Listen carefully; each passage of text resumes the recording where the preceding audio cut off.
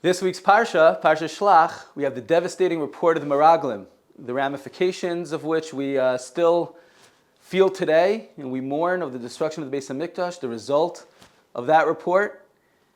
And while the Meraglim came back, these spies came back from being here in Eretz Yisrael, the holiest, most amazing place in the world. They come back and they say, oh, the inhabitants are in fortified cities. They're huge. We'll never be able to take them over. Oh, and by the way, Amalek, they're also there. Remember those people, Amalek, who you Jewish people had a major problem with not so long ago? They're there too. Bnei Yisrael are like, what? Forget it. We can't go into Eretz Yisrael. And all of a sudden, Kalev gets up, and the pasuk says, Perek Yud Gimel Pasuk Lamed, Vayahas Kalev Esa'am El Moshe. Kalev was able to quiet everyone down.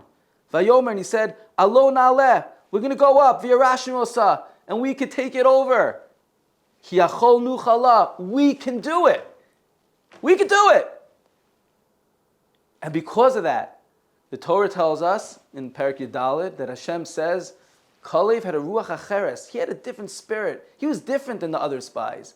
And because of that, Hashem says, I'm going to give him reward, tremendous reward, because of what Kalev did.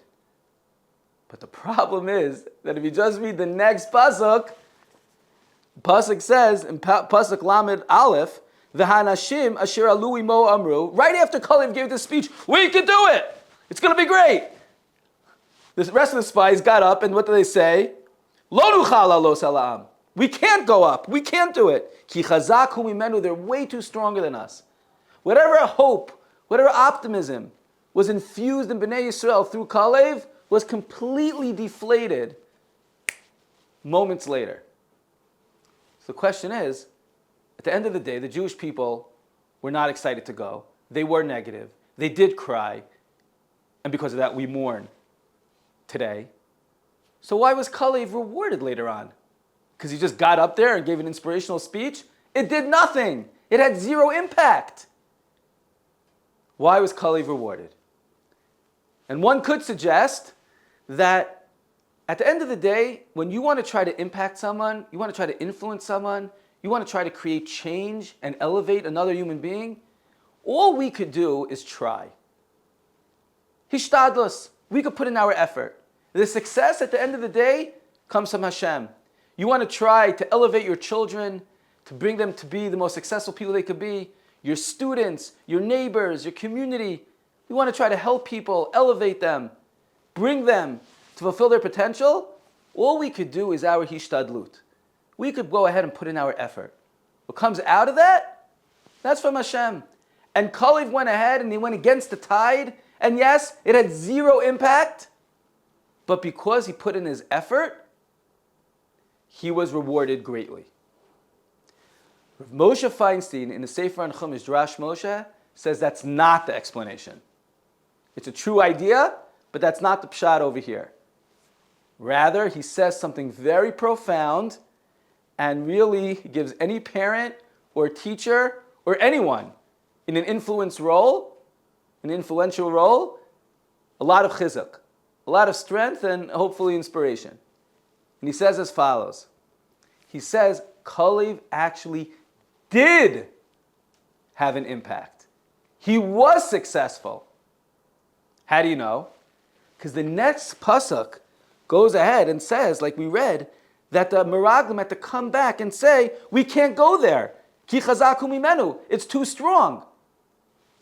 They already said that before Kalev's speech.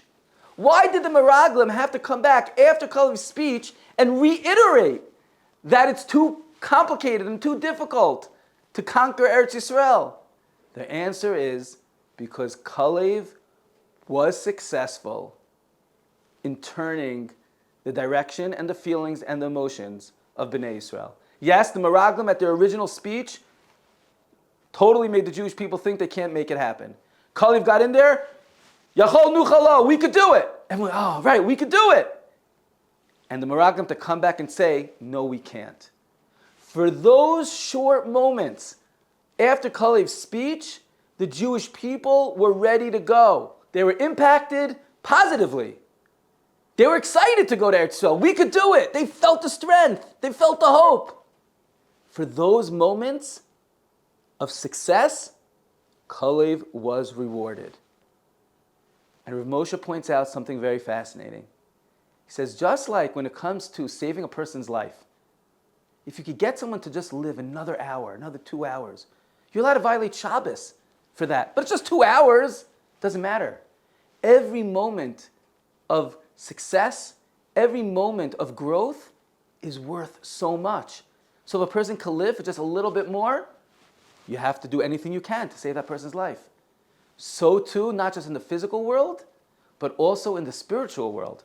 If you could give someone an uplifting spiritual experience, even for just a few moments, that is something that is rewarded greatly. Sometimes a parent, a teacher, they feel they put so much work into helping the child grow, helping the child be successful. And they get them to do something that's really amazing. And then the next day they go back to where they were beforehand. And the parent, the teacher feels like, I put so much work, got them nowhere. It didn't last. The inspiration didn't last. The impact didn't last. And you could feel sometimes like, I can't do this anymore. This is too hard. I don't have the strength to keep on going forward. But the Torah is teaching us over here that small impact, even just that one day, the 5 minutes, the 10 minutes, every moment is worth a lot. Yes, of course, we hope for long-lasting change and much greater impact. That's true.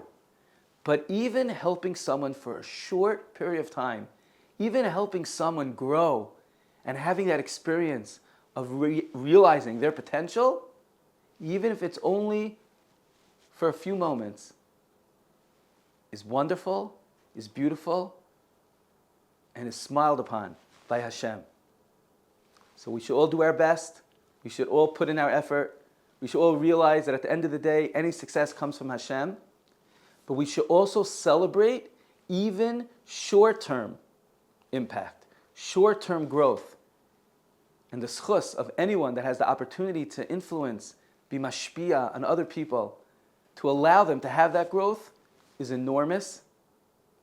You don't even appreciate how great it is. And HaKadosh Baruch Hu showers anyone who does so with incredible reward. Have a great Shabbos.